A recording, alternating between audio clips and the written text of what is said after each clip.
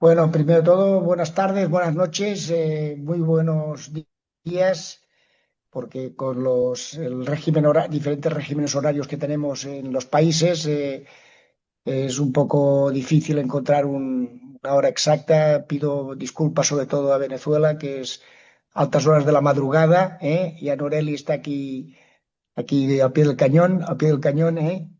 Bueno, vamos a iniciar creo que es el quinto o sexto encuentro que hacemos del CILEA, que lo que pretendemos es en una horita coger a profesionales contadores de nuestra organización de primer nivel que nos hagan reflexionar, nos informen sobre temas que interesan a nuestra profesión.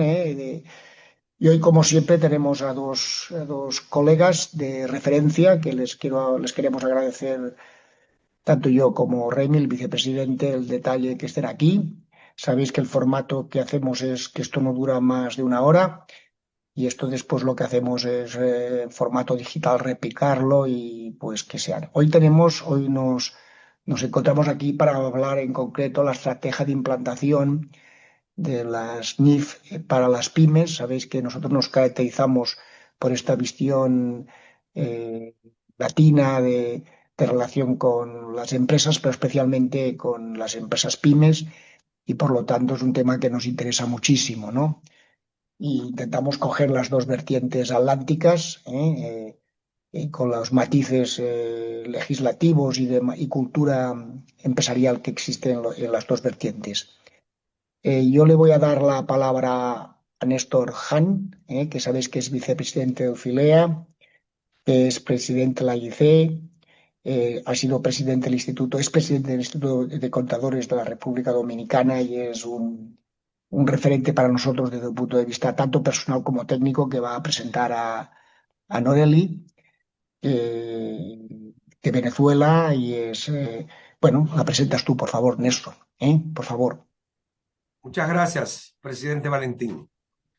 A sabiendas de que en diferentes países miembros o sus jurisdicciones, en algunos las normas contables son básicamente el código tributario o la ley fiscal, en otras jurisdicciones son traducciones al español de principios de contabilidad generalmente aceptados, emitidos fundamentalmente por los Estados Unidos de Norteamérica.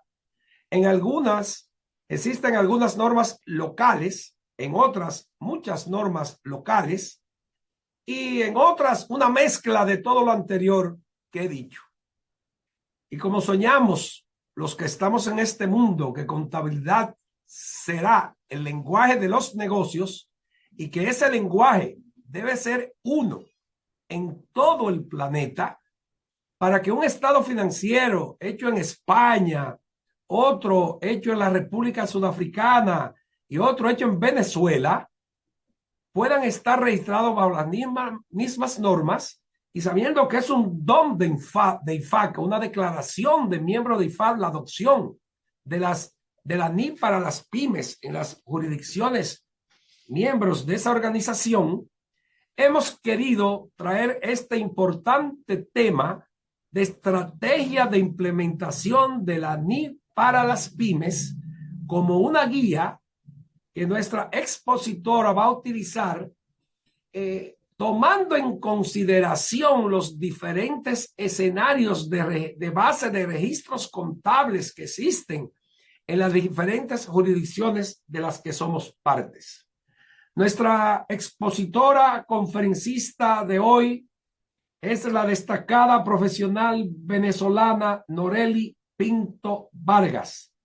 Es licenciada en Contaduría Pública, es abogada y tiene una maestría en Derecho Tributario. Es socia de Marcelino Hernández y asociado, contadores públicos en Barquisimeto, Venezuela, y abogada asociada al escritorio jurídico Peñuela Hernández y Asociadas en Barquisimeto, Venezuela. Es instructora de varios temas del área contable y legal y especialista de primer nivel en la NIF para las pymes, motivo por el cual está invitada en el día de hoy a este escenario. Además, es actualmente la vicepresidenta del Grupo Latinoamericano de Emisores de Normas de Información Financiera, GLENIF.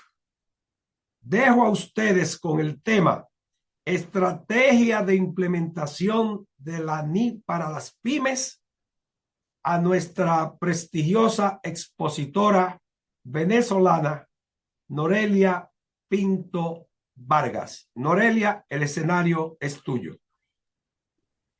Muchísimas gracias. Saludos, presidente Valentín, estimado vicepresidente Nelson Hans, estimado vicepresidente Remy Terceros y demás integrantes del CILEA por este honor que nos han concedido al Grupo Latinoamericano de Emisores de Normas de Información Financiera y a la Federación de Colegios de Contadores Públicos de Venezuela para estar hoy compartiendo en estos encuentros profesionales que ustedes habitualmente están desarrollando. El tema que... Te muteaste, Ajá, Noreli. sí, el Adelante. tema que vamos a tratar hoy en estos 45 minutos que me han dispuesto son las estrategias para la implementación de NIF para las pymes. Obviamente haremos una visión general de esto. Es una presentación que está dirigida a los profesionales que vayan a aplicar esta importante norma. Lo primero que debemos estar claros, como ya lo comentaba el colega Nelson Hans, es que en diferentes jurisdicciones existen formas distintas como esta norma que ya viene desde su primera edición en el año 2009, que se han ido incorporando dentro de los modelos de contabilidad de las distintas jurisdicciones. Y el IASBI en eso muy claro, desde la primera edición, en el prólogo ha establecido que ellos emiten esta norma para la preparación de información financiera fiable para los usuarios, pero que es decisión de las autoridades legislativas y regulatorias de cada jurisdicción la forma como se va a implementar esta norma dentro de esas jurisdicciones. Y es así como nosotros, como él bien lo decía, tenemos entidades donde se está aplicando porque así lo han establecido para su jurisdicción,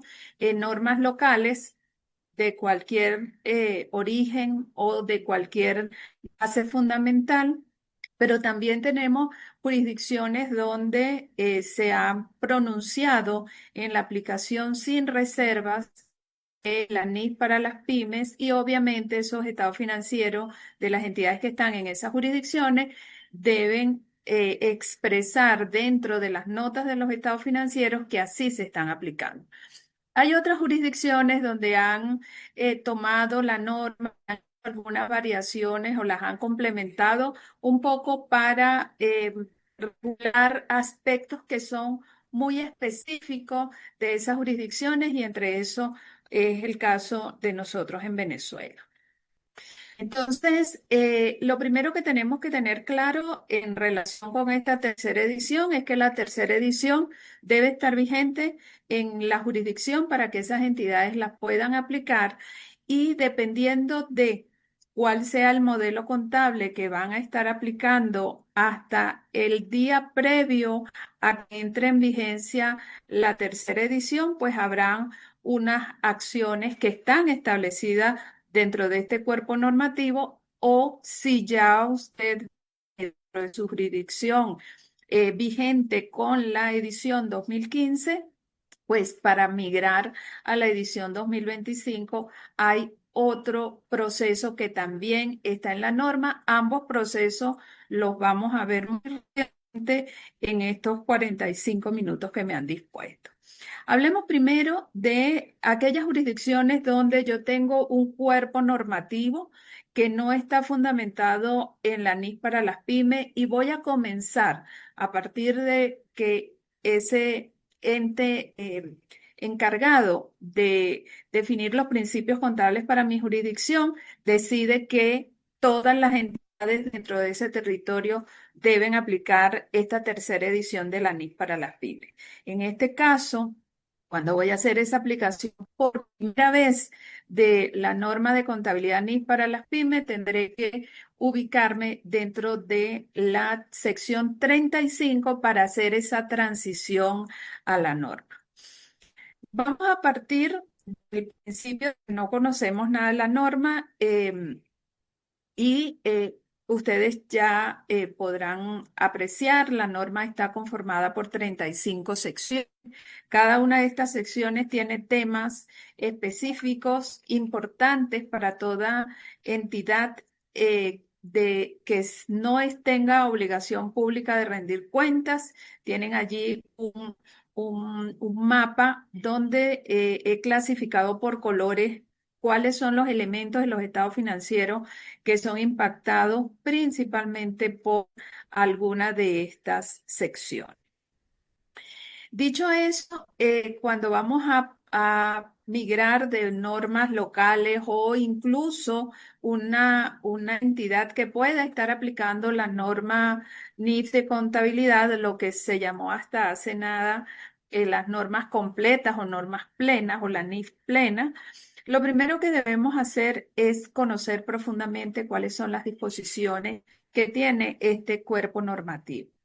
Debemos saber que la NIF para las pymes desde su primera edición ha venido siendo alineada con las normas NIF de contabilidad, pero que han sido estructuradas de una manera más sencilla para que se adapte a las transacciones en que se involucra una entidad pyme. Concepto este que el IASB tiene no desde el punto de vista cuantitativo, como los tenemos en algunas jurisdicciones, sino desde el punto de vista cualitativo y está enfocado a si tengo títulos de deuda o títulos de capital negociados en el mercado de valores. Luego, la segunda recomendación para este colega que va a incursionar por primera vez es que debe hacer un diagnóstico entre las diferencias que hay de los principios de contabilidad anteriores que está aplicando con los principios de contabilidad que se van a derivar de este estándar internacional. Obviamente hay conceptos dentro de la contabilidad que son universales, entonces es importante que se establezcan ese diagnóstico para poder tener certeza de cuáles son los aspectos que se van a modificar. Indudablemente, como cambio de un cuerpo normativo a otro, debo modificar las políticas de contabilidad, los procedimientos administrativos e incluso los sistemas de información que apoyan a la contabilidad para que pueda obtener de manera fiable y oportuna la información que requiero para poder estar preparado para aplicar este estándar internacional. Como les decía anteriormente, mi paso siguiente es aplicar la sección 35 de la NIC para las pymes, donde, cuándo y cómo lo que nos ocurre y el por qué nosotros tenemos que dar ese paso es porque si yo parto de una entidad que va a comenzar a aplicar el nuevo estándar, la tercera edición, a partir del 1 de enero del año 2027, uno de los principios de contabilidad me obliga a que yo presente un estado comparativo mínimo de un año y vamos a partir a lo largo de esta charla que estamos presentando estados financieros comparativos de un solo año, siendo el ejercicio 2026 el que sería comparativo con el 2025, pero el ejercicio 2026 va a ser preparado de acuerdo con esas normas locales que viene aplicando la entidad a lo largo de su historia. Indudablemente, esos estados financieros preparados de acuerdo con ese cuerpo normativo son válidos, son los que la Junta de Socios, la Asamblea de Accionistas o como quiera que se llame en sus respectivas jurisdicciones van a aprobar como la gestión que los administradores de esa sociedad mercantil han realizado. pero para estos efectos nosotros no tenemos comparabilidad entre las cifras y notas que están en este estado financiero al cierre de 2026 con el que vamos a generar al cierre de 2027 cuando vamos a aplicar la tercera edición de la NIC para las pymes. Entonces, tenemos que hacer un trabajo en ese ejercicio previo. Ese ejercicio es denominado el ejercicio de transición, porque es el que me va a permitir cambiar de un modelo de contabilidad a otro. Si esa entidad tiene como política presentar más de un ejercicio, entonces su trabajo deberá hacerlo, el que vamos a conversar de seguida, deberá hacerlo más hacia el primer ejercicio que presente y de ahí luego vendrá de manera prospectiva haciendo las respectivas modificaciones. Entonces, nuestro trabajo va a ser en el ejercicio 2026, es un proceso extra libro y cuando me refiero a extra libros, lo que quiero decir es que la contabilidad del ejercicio 2026 no va a cambiar, sino que usted va a hacer una reestructuración que luego agregará a los estados financieros como saldo inicial en el año 2027 en su sistema de información. Este proceso inicia en el primer día de ese ejercicio de transición y vamos a trabajar con el estado de situación financiera de apertura. Allí vamos a hacer el primero de los 3 pasos que se derivan de la aplicación de la sección 35. Y el primer paso nos lo detallan los párrafos 35.7 y 35.8, donde me establece esas 4 actividades que debo realizar de reconocer los activos y pasivos de acuerdo a esas políticas que ya yo definí con base en la NIF para las pymes tercera edición de 2025. No reconocer a aquellos que de acuerdo a esas políticas no deban ser reconocidos dentro de los elementos del estado de situación financiera. Voy a reclasificar según lo que me permite esta tercera edición y voy a remedir aquellos que, según las bases de medición que también están detalladas en la norma. Obviamente, como eso es un proceso prospectivo, la sección 35 lo que me brinda son unas exenciones y excepciones. La diferencia entre una y otra ambas son simplificaciones, las exenciones son las que la norma me señala, no cambies tus políticas de contabilidad anteriores respecto a estos 7 tópicos. En caso de las extensiones, si bien yo voy a aplicar de manera retroactiva, yo tengo la posibilidad de no hacerlo de manera retroactiva, sino que tomar esa simplificación que está en esas exenciones en el párrafo 35.10 para estos 16 tópicos que tienen en pantalla.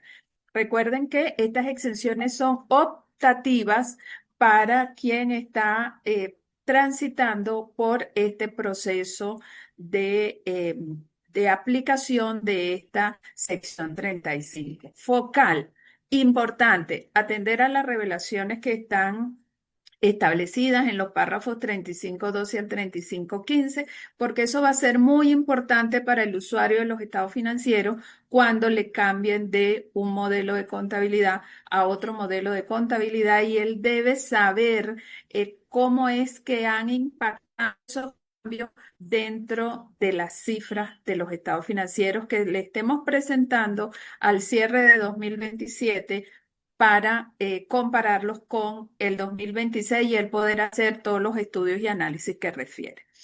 Muy rápido dicho, esto es el primer paso. Recuerden que estamos en el estado de situación financiera de apertura, es decir, en los saldos iniciales del ejercicio 2026 y por tanto el segundo paso es hacer una evaluación de cuáles fueron esas transacciones en que la entidad estuvo involucrada durante todo el ejercicio 2026 para establecer cómo son las variaciones en presentación, en medición, en reconocimiento, con base en las nuevas políticas de contabilidad que yo he definido con base en la NIF para las pymes edición 2025. Hecho esto, sumando los impactos de el estado de situación y financiera de apertura, los ajustes y reclasificaciones que de allí se derivaron, más los ajustes y reclasificaciones que se derivan de las transacciones del ejercicio, entonces voy a poder aplicar ese tercer paso que es la reestructuración de este ejercicio 2026 y voy a poder entonces cumplir con mi cometido, que es establecer la comparabilidad entre la información que voy a emitir al cierre del 2027 con la información emitida al cierre de 2026, pero ambas sobre la misma base de contabilidad o los mismos principios de contabilidad que serían con base en la NIF para las pymes, tercera edición emitida en 2025. Con esto cubro rápidamente lo que es el primer caso. ¿Qué ocurre entonces cuando yo vengo aplicando la edición 2015? Ya yo tengo unas políticas de contabilidad que están alineadas con esta edición 2015 y ahora voy a aplicar la edición 2025. La norma invoca a la aplicación retroactiva de los cambios que se dieron en esas 30 secciones que les señalé al inicio.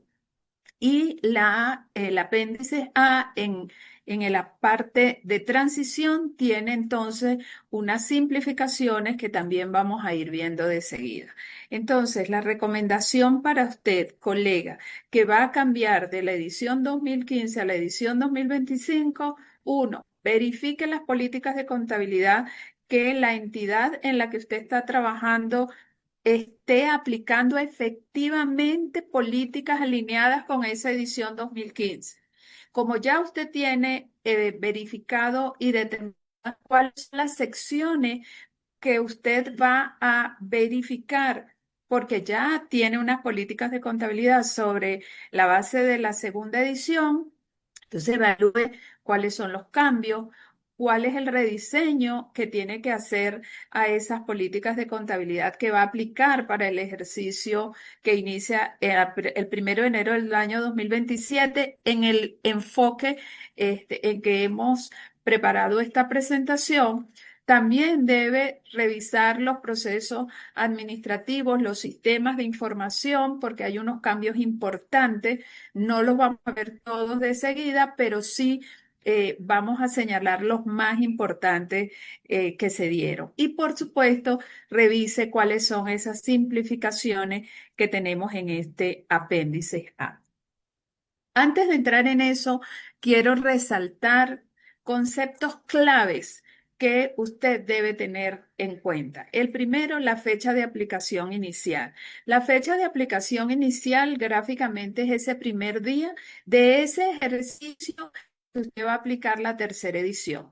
En el caso, insistiendo, nosotros estamos focalizados a la fecha de aplicación que trae la norma como 1 de enero del año 2027, pero en alguna jurisdicción podrá decirse que esta norma se va a aplicar a partir del 1 de enero del año 2028, entonces esto cambiará hacia el año 2028. Incluso recordemos que la norma tiene la posibilidad de la aplicación anticipada, entonces esto cambiaría hacia el año 2026, esa fecha de aplicación. ¿Por qué focal?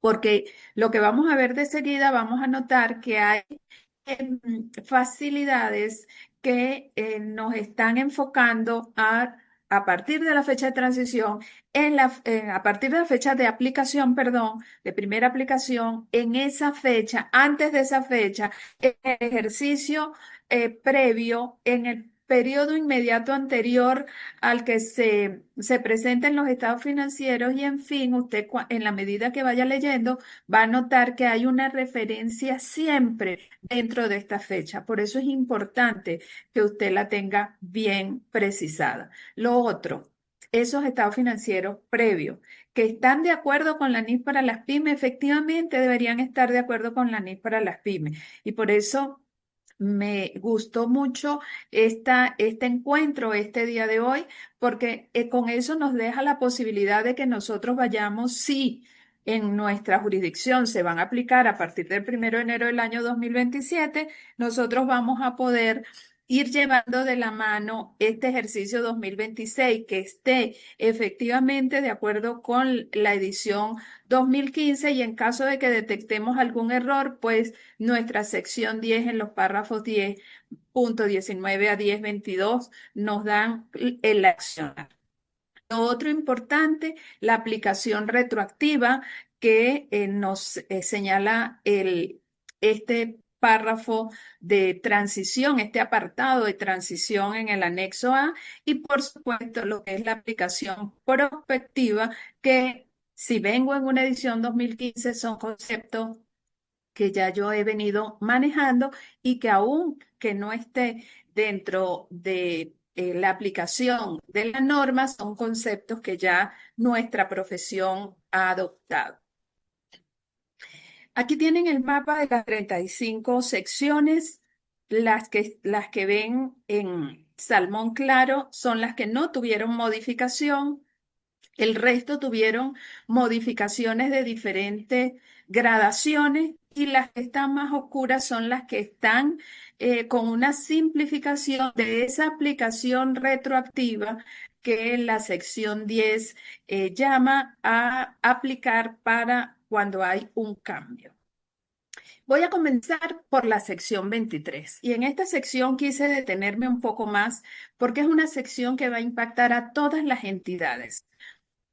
Pasamos de un modelo que estaba focalizado en venta de bienes, prestaciones de servicios, contratos de construcción, uso cero de activos de la entidad y que cada uno tenía un proceso de cómo iba a ser tratado para el reconocimiento de ingresos. Y pasamos a un modelo alineado con NIF 15, donde está ese modelo de 5 pasos, 4 de ellos que deben ser realizado al inicio del contrato para que la entidad esté preparada una vez que cumpla el compromiso del contrato, saber el quantum el monto de ingresos de ese contrato va a reconocer. En el punto focal de la transición es muy importante que nosotros vayamos evaluando en este ejercicio, insisto, si la primera aplicación va a ser el 1 de enero del año 2027, cómo la entidad va manejando sus contratos. ¿Por qué? Porque anexo de transición tiene disposiciones para contratos completados, contratos en curso que tengan variación y obviamente para los nuevos contratos. Y me da dos opciones donde ahí el juicio profesional es muy importante, la evaluación del impacto de aplicar una opción u otra opción.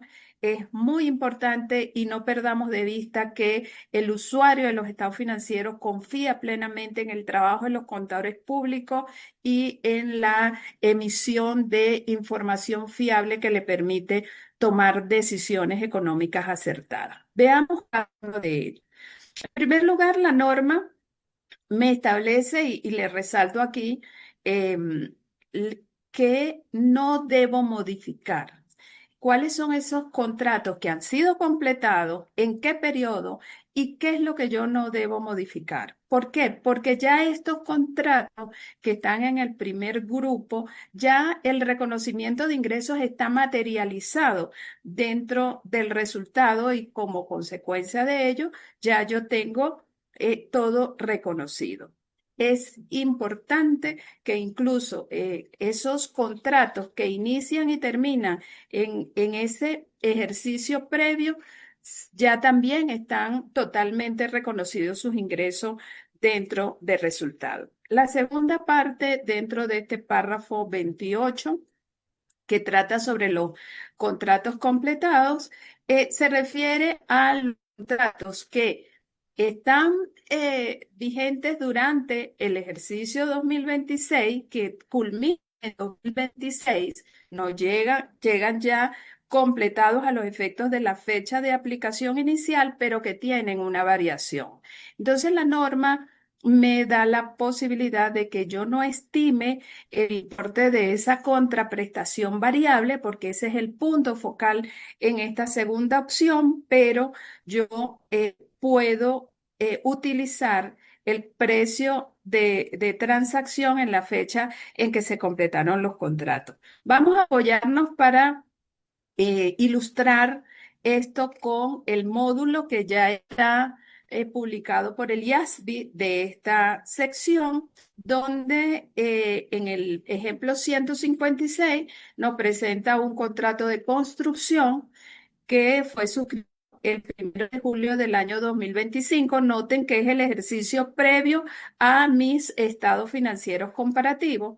Tenía una contraprestación fija de 2.000 unidades monetarias y un bono de 400 unidades monetarias que solamente la entidad se la va a poder adjudicar si ese contrato en 12 meses. Eso sería el 30/6 del año 2026.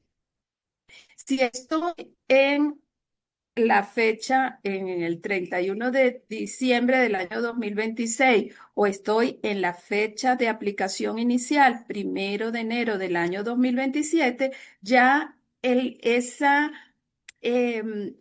condición suspensiva que tenía respecto a si me ganaba o no me ganaba el bono ya se materializó. Obviamente, si, como lo establece el ejemplo, la entidad culminó su contrato el 30/4 de 2026, entonces la base para yo reestructurar el primer día de ese ejercicio comparativo, porque vamos a hacer una aplicación similar a la que vimos en el proceso de la sección 35, yo voy a utilizar los 2.400 para el caso del ejemplo y puede ser que al 31 de diciembre del año 2025, habiendo evaluado todas las circunstancias que estaban hasta ese momento, la entidad constructora pudo haber estimado más, menos o ningún importe o el mismo importe como la factibilidad de ganarse ese bono, y entonces en caso de haber una variación entre esa estimación que se hizo al cierre del 2025 y lo que efectivamente ocurrió al haberse culminado el contrato, yo debo hacer un ajuste en ese primer día de mi ejercicio comparativo para reestructurar. En el caso de los contratos modificados, la norma me invoca a una posibilidad de yo aplicar en forma retroactiva la sección, o puedo hacer, en este caso, haría si yo no puedo hacer esa reexpresión retroactiva, entonces yo lo que voy a hacer es una aplicación de ese modelo de 5 pasos a esa fecha de aplicación inicial, que es importante que esa modificación haya ocurrido antes de el inicio del periodo comparativo. Y nos vamos a ilustrarlo también con un ejemplo que está en el módulo, donde hay un contrato suscrito el 1 de enero del año 2025. Tiene dos compromisos de contrato: un suministro de un sistema de alarma y luego un servicio de seguridad. Como pueden ver, el primero lo cumplo en un tiempo determinado y el segundo lo cumplo a lo largo del tiempo, porque sería un servicio de tracto sucesivo. Esa contraprestación original fue pactada en 1.000 unidades monetarias, pero el 30 de junio del año 2025 hago una modificación donde incremento los compromisos del contrato e incremento el importe. Indudablemente, estos son elementos que me hacen concluir que hay una modificación de acuerdo a lo que está establecido en la sección 23, edición 2025. ¿Qué me dice la norma? Define cuáles son los compromisos cumplidos, cuáles no cumplí, determina cuál es el precio de la transacción y asignale el precio a los compromisos cumplidos y no cumplidos. Estos son pasos 2, 3 y 4 de los que están establecidos en el modelo de 5 pasos. ¿Cómo lo hago? Voy a hacer una distribución de esos 4.800 unidades monetarias con base en el precio corriente del mercado y voy a hacer entonces una aplicación o una determinación de cuánto es lo que yo debía haber reconocido al 31 de diciembre del año 2025 y obviamente cuánto es lo que me queda por reconocer para el ejercicio 2026 y cuánto me va a quedar por reconocer para el ejercicio 2027. Importante de esto, en cuanto a este párrafo A28, debo aplicarlo de manera uniforme a todos los contratos. No puedo seleccionar un contrato sí y otro no, y las exenciones que yo haya aplicado debo revelarlas. Tengo una simplificación en caso de que tenga una presentación, perdón, de más de un ejercicio comparativo. La otra posibilidad es hacer una aplicación de una política, a la aplicación prospectiva de la modificación de la sección 23. En este caso, la entidad deberá llevar en paralelo dos políticas de contabilidad, una para los contratos que traen curso, que seguirán con la política que usted definió con base en la edición 2015 y otra política que le va a comenzar a aplicar a todos los contratos nuevos que se suscriban a partir de esa fecha de aplicación inicial. Entonces ellas viajarán en paralelo esas políticas de contabilidad, no solamente respecto a lo que dispone la sección 23 de ingresos, sino de otras secciones que puedan estar vinculadas con la transacción, como deterioro, como lo que son activos financieros. Para revelar, obviamente, si usted aplica esta sección, tiene que ser riguroso en informarle al usuario de los estados financieros esos cambios de las políticas y cómo fue que hizo este método, muy especialmente para lo que sería el método del grado de terminación y cuántos son los importes que están asociados en cuanto a esos contratos que vienen con las políticas de contabilidad anteriores.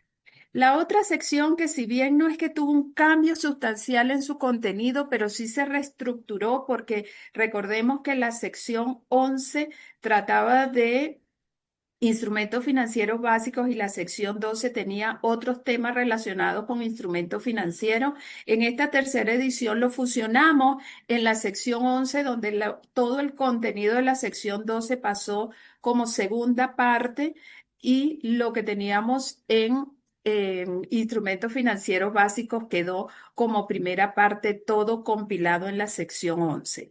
Y el cambio importante que hay allí es la desincorporación o la no aplicación de el reconocimiento y medición de NIC 39, que desde que la norma se inició en el año 2009, fue un aspecto que quedó vinculado esta norma que es independiente con las normas NIF de contabilidad. En este punto, para hacer ese cambio de política de contabilidad de forma retroactiva, yo debo no reconocer aquellos activos y pasivos financieros que, de acuerdo a la nueva sección, no se reconocen y que con NIC 39 no se reconocían y ellos indudablemente quedan fuera del reconocimiento y los que tengo reconocidos que no cumplen con las nuevas disposiciones de la sección 11, entonces tengo dos opciones, o les doy de baja o continúo reconociéndolo hasta que se realicen o liquiden. Y aquí hay otro llamado a lo que es el uso del juicio profesional. Reclasificar de acuerdo a lo que está establecido en la norma y obviamente en el caso de medición también me da una simplificación en caso de no poder aplicar retroactivamente el método de interés efectivo, yo puedo utilizar el valor razonable y lo utilizaría tanto en la fecha de aplicación inicial como al final de cada periodo comparativo que presente.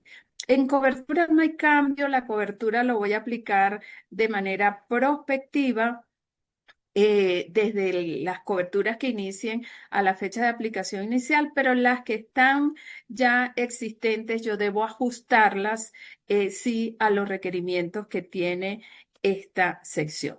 Rápidamente pasemos a la sección 9, donde se cambió el modelo de control, y lo primero que quiero mostrarles son los aspectos que no me van a cambiar. El modelo de control me va a llevar a si yo dentro de las inversiones estratégicas que tenga la entidad tengo o no una subsidiaria y que yo debo consolidar.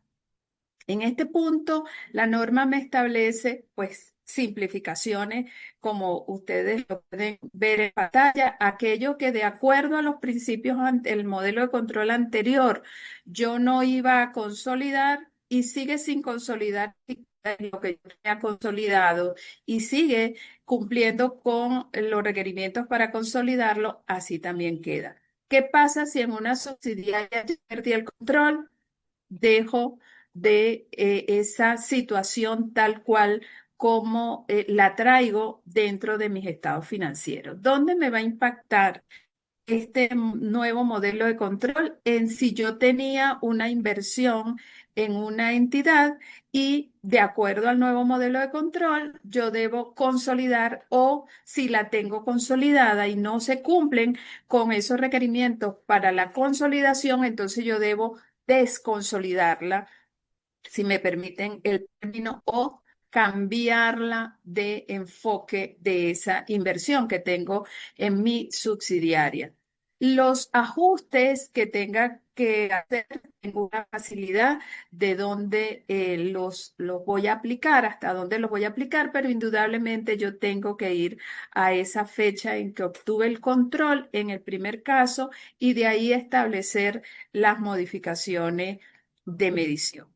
En el caso de la desconsolidación, se me puede presentar una situación adicional, y es que la inversión ya no se considera como una consolidación, entonces pasará o a la jerarquía de inversión en asociada o a la jerarquía de inversión en un negocio conjunto o un acuerdo conjunto. Este punto, nosotros recordemos que tenemos tres posibilidades de elección de políticas de contabilidad: el modelo del costo, el modelo de participación y el modelo de valor razonable. Y la simplificación que me trae acá este apéndice A es que si mi política de contabilidad es el modelo del costo para estas inversiones estratégicas y no logro obtener el modelo del costo, yo puedo utilizar contribuido o el o el valor razonable de esa inversión o los importes que ya tenía reconocido. Importante allí las revelaciones. Eso siempre va a ser focal dentro de este trabajo de cambio. Las combinaciones de negocio indudablemente que van a ser prospectivas, así me lo establece la norma. También me establece que no voy a ajustar la valoración que hice de activos y pasivos o los saldos que tengan contraprestación contingente. ¿Qué llamado si me hace si tengo una contraprestación contingente que aún no he podido reconocer porque ese importe estaba supeditado a un evento futuro? Yo tengo que evaluar en esa fecha de aplicación inicial si ese importe ya es probable que ocurra y si yo puedo hacer una medición fiable de él para incorporarlo en el costo. Y en caso de que no sea así, sino que siga teniendo esa, esa condición suspensiva, tengo que tenerlo presente, porque ese costo de la combinación de negocio deberá cambiar en el momento en que se solvente ese tema. El último de las secciones que seleccioné es la conversión de moneda extranjera, porque aquí se incorporaron dos temas importantes. De hecho, tuvimos cuando se estaba consultando la norma por parte del IASB, esta sección fue objeto de un adendum que se consultó con posterioridad. Uno, para incorporar lo que son las contraprestaciones anticipadas, es decir, los anticipos que yo pueda recibir de un cliente o que yo pueda entregar a mi proveedor, y la norma lo que me establece es el quantum del activo que adquiera es lo que yo voy a reconocer o va a ser la medición en el momento de conocimiento de ese activo, pasivo o ingreso. Y en este ejemplo les ilustro cómo sería la aplicación. Contraté el 15/10 del 2026 la compra de una maquinaria por 1.000 unidades de moneda extranjera. Le entregué al proveedor al tipo de cambio a la fecha de la entrega, que era 120 para un total de 600.000 unidades de moneda funcional. La máquina me la van a entregar el 31 de marzo de 2027. El 1 de enero del año 2027, fecha de aplicación inicial, tengo un nuevo valor de tipo de cambio entre mi unidad de moneda extranjera y la unidad de moneda funcional de la entidad. Y aquí estoy haciendo una ilustración prospectiva que al 31 de marzo del año 2027 también voy a tener un tipo de cambio distinto. En consecuencia, como ven en pantalla, los mismos 5.000 unidades de moneda extranjera pues tienen una equivalencia en moneda funcional distinta. Mi primer asiento contable en el momento en que yo lo entregué, obviamente va a ser al tipo de cambio que estaba vigente a la fecha de la entrega. La norma en este apéndice me señala que yo puedo seleccionar entre el tipo de cambio que estaba a la fecha de aplicación inicial o el tipo de cambio que estaba a la fecha del primer periodo comparativo. Pero en mi ejemplo, mi contrato lo suscribí después de esa fecha de aplicación inicial. En ese punto, entonces, al cierre de ese ejercicio comparativo a la fecha de aplicación inicial, yo puedo hacer un ajuste a esos anticipos que había reconocido en 600.000 unidades monetarias de moneda funcional por los 300.000, que es la diferencia entre ambos montos, y cuando me entreguen la máquina en los 900.000 como el costo que yo voy a reconocer o la medición que yo le voy a dar a mi propiedad, planta y equipo. El otro aspecto que tiene esta sección 30 es la ausencia de convertibilidad. Posiblemente en muchas de sus jurisdicciones esto no tenga mayor trascendencia. Algunas jurisdicciones sí, como por ejemplo la nuestra. Y la norma lo que me establece es cuál es el tipo de cambio que voy a poder utilizar para esos importes del periodo comparativo. Recordemos que esta sección tiene toda una guía de cómo lo voy a hacer. ¿Cuál es la diferencia entre ir de moneda extranjera a moneda funcional y de moneda extranjera a moneda de presentación? ¿Dónde voy a reconocer ese efecto de las diferencias acumuladas que, como ustedes ven en pantalla, en el primer caso será ganancias acumuladas, pero en el segundo caso lo vamos a hacer contra las diferencias en conversión acumulada?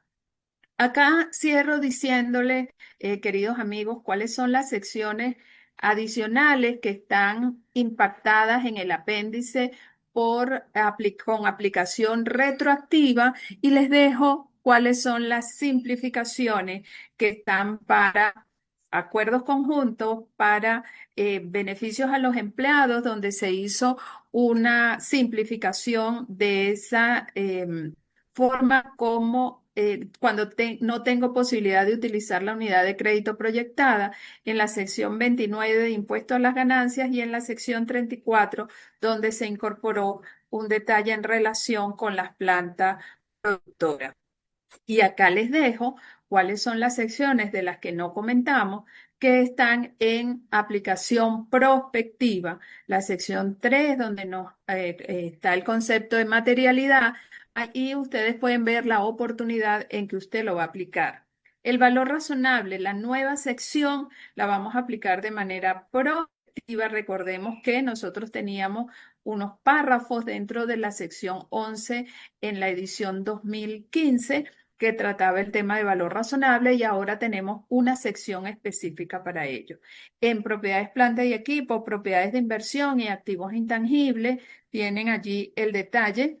Y finalmente en los pagos basados en acciones de lo que usted puede facilitarse para esa aplicación prospectiva. Insisto, evalúen bien los aspectos de revelaciones que los omití por efecto de tiempo.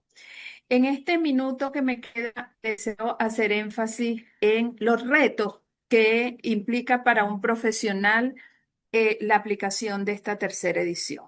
El gran desafío que tienen los profesionales es que deben tener conocimiento completo de la norma. No solo usted, también su equipo de trabajo, el equipo del cliente donde usted va a aplicar esta nueva edición en cualquiera que sea su forma. ¿Por qué? Porque el juicio profesional está muy llamado a que usted lo aplique para poder hacer el diseño adecuado de las políticas de contabilidad que apliquen a esa entidad, así como la selección de simplificaciones. No hay juicio profesional sin conocimiento, no olvidemos eso. Para que el proceso sea exitoso, escriba las políticas de contabilidad. Nos conseguimos que las entidades no tienen escrito sus políticas de contabilidad y eso puede hacer que al cambiar de actores dentro de los departamentos de contabilidad o las áreas de contabilidad, entonces hayan distorsiones en la aplicación. Deje evidencia escrita de esos ajustes que extralibro usted procesó y que van a ser luego incorporados en la contabilidad en esa fecha de aplicación inicial para que su sistema de información lleve entonces adecuadamente todas las cifras dentro de cada una de las partidas de los estados financieros. Aproveche la inteligencia artificial y su sistema de información para definir un plan de cuenta o un código de cuenta, como sea que lo llamen en su país, para esa empresa para que le facilite la reestructuración o la estructuración de los estados financieros de acuerdo a la norma. Recuerde que los procedimientos administrativos y los sistemas de información son sus dos grandes apoyos, además de su equipo de trabajo, para que usted logre un proceso exitoso y no se olvide de las revelaciones que son fundamentales dentro del conjunto completo de estados financieros, porque recuerde que el usuario para quien usted está preparando estados financieros no está dentro de la empresa. El principal usuario está afuera y él debe estar claro de dónde salieron esas cifras y cómo poderlas analizar para él poder proyectar cualquier toma de decisión. Me voy a permitir, con el permiso de los anfitriones, en invitarlos para nuestro sexto congreso. El GLENIF cumple 15 años el próximo junio y estaremos los días 10 y 11 con un evento presencial en la ciudad de Buenos Aires, donde vamos a tocar temas de normas de contabilidad NIF. Este tema de NIF para las pymes que le queremos dedicar 2 bloques donde podamos hacer ampliación con ejemplos y con situaciones en relación con esto. También vamos a abordar las entidades sin ánimo de lucro y obviamente las normas de información sobre sostenibilidad. También las tenemos dentro de del esquema que estamos preparando. Próximamente tendremos a disposición de todos ustedes este detalle de información. Separe la fecha, 10 y 11, 2026, nos veremos en la ciudad de Buenos Aires. Cordialmente invitados y cierro dándole las gracias a todo el equipo de Silea y a todo el equipo que está detrás de esto y a ustedes muy especialmente, mis estimados colegas, por haberse conectado en el día de hoy y quedo atenta a sus comentarios y cualquier pregunta que dentro del tiempo que tenemos disponible no sea posible. Muchísimas gracias.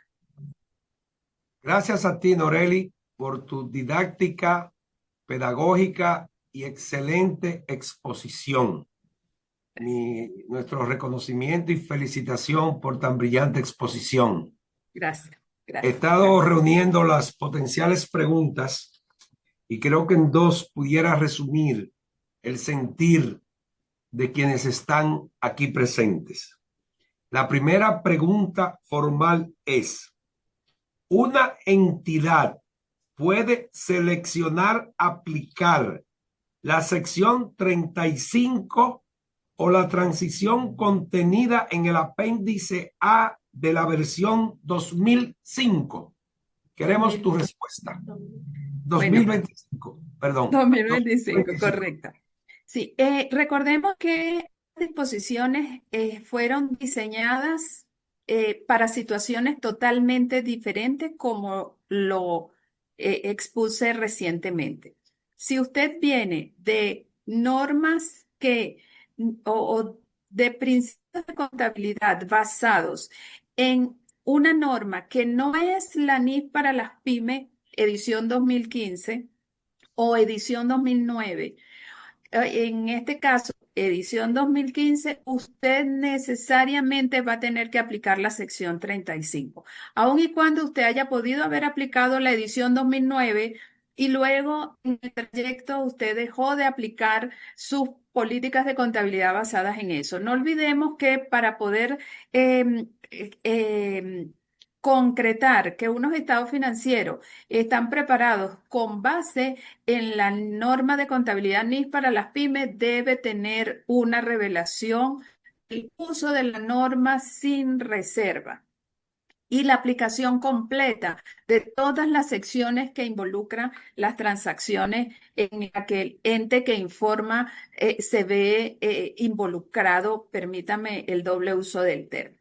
En cambio, el apéndice A en el aspecto de transición me está haciendo una simplificación respecto a cómo modificaron solo 15 secciones de las 35 secciones que tiene la norma y de las 30 que modificaron de la sección 2015. Entonces, no es una elección de que yo lo hago por la sección 35 o el apéndice A. No, usted se tiene que focalizar en cuál es su situación. Estaba aplicando 2015, voy por transición. Estaba aplicando cualquier otra cosa distinta a la edición 2015, tengo que hacerlo por la sección 35. Excelente. Clara respuesta. Muchas gracias. La siguiente y última pregunta es, ¿qué hacer si al aplicar esta norma, y esto es algo muy común en nuestras jurisdicciones, qué hacer si al aplicar esta norma hay diferencias con lo que la legislación tributaria acepta para el pago de los tributos? Ok. Ahí es un poco para quitar el switch de quienes básicamente utilizan las normas fiscales como si fueran normas contables que jamás lo son. Sí. Bueno, en primer lugar, debo señalar que la normativa tributaria tiene un objetivo y su objetivo es determinar cuál es el hecho imponible, la base imponible para el cálculo de un determinado tributo, sea cual él sea. Los principios de contabilidad tienen el objetivo de preparar información financiera de la entidad que informa a los efectos de toma de decisiones económicas. Obviamente, los estados financieros van a ser la base porque utiliza todas las transacciones o contiene el resultado económico de todas las transacciones en las que se involucra el ente que informa. Esos estados financieros van a ser la base para determinar ese hecho imponible y o la ocurrencia de ese hecho imponible y esa base imponible. ¿Cuál es la recomendación? Parta usted de los estados financieros preparados de acuerdo con el modelo de contabilidad vigente en su jurisdicción para una conciliación de la renta, es decir, contraste cuáles son, sobre todo, la oportunidad de reconocimiento y las bases de medición que impactan todos los elementos de los estados financieros, tanto en el estado de situación financiera como en el estado de resultado integral, y usted decante, no sé si el término es común en toda, o filtre, para utilizar un término más común, cuáles son aquellas que, de acuerdo a la legislación tributaria, en el determinado tributo que usted esté trabajando, se lo acepta o no se lo acepta. Entonces allí usted hará una suerte de una conciliación de la renta y va a poder determinar entonces cuáles son las cifras que con base en la legislación tributaria que usted esté manejando, usted con eso es que va a hacer la determinación del tributo que corresponda. No sé si me hice Excelente, entender. excelente, excelente respuesta. Bueno, antes de ir cerrando, quiero recordarles a todos los miembros del Comité de Integración Latino-Europa-América, CILEA, que el próximo 17 de marzo vamos a tener la Asamblea General del CILEA en Lisboa, Portugal, de manera presencial, y que habrán actividades el 17 y el 18 de marzo. Váyanse organizando para esa importante actividad. Además, decirles que el próximo encuentro del CILEA será el próximo mes de marzo y donde vamos a tratar exclusivamente el tema de la diferencia entre la versión anterior de la NIC para las pymes y la nueva versión de la NIC para las pymes. Se centrará exclusivamente en ese tema que es de alto interés para todos y tendremos un expositor de alto nivel como lo tiene Norelia Pinto. Finalmente, Norelia, gracias por tu compromiso, por tu actitud de servicio, por siempre estar presta a colaborar, a compartir tu conocimiento. Hemos quedado muy complacidos con tu capacidad técnica, tu capacidad pedagógica y tu capacidad de servicio. En nombre del CILEA, de todos los asistentes y de la profesión Latino, Europa y América, Noelia, muchas gracias. Recibe de todos nosotros un fuerte abrazo. Buen Muchísimas resto del gracias. día para todos. Muchas gracias a ustedes en nombre de la Federación de Colegios de Contadores Públicos de Venezuela y del Grupo Latinoamericano de Emisores de Información Financiera por la oportunidad de compartir este encuentro. Es para nosotros un honor y siempre trabajaremos por mejorar la profesión en cualquier jurisdicción donde nosotros podamos llegar. Los esperamos en nuestro congreso. Muchísimas gracias. Gracias a ti, Noreli, y gracias a todos los que aquí estuvieron presentes. Les reitero un buen resto del día para todos. Hasta Gracias. pronto. Gracias.